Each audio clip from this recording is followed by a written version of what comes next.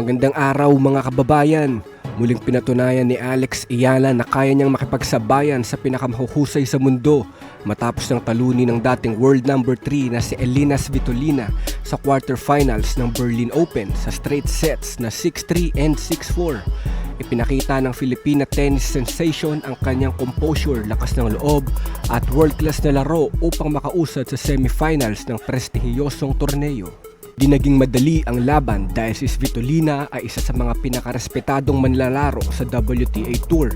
Ngunit mula umpisa hanggang matapos, kontrolado ni Ayala ang takbo ng laro sa pamamagitan ng kanyang matitinding baseline shots at matatalinong pag-atake sa mahahalagang puntos.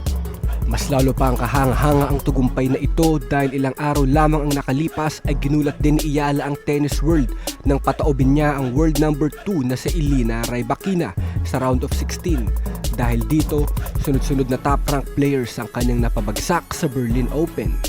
Sa kanyang pagpasok sa semifinals, patuloy na lumalaki ang pangalan ni Alex Ayala sa pandaigdigang tennis scene.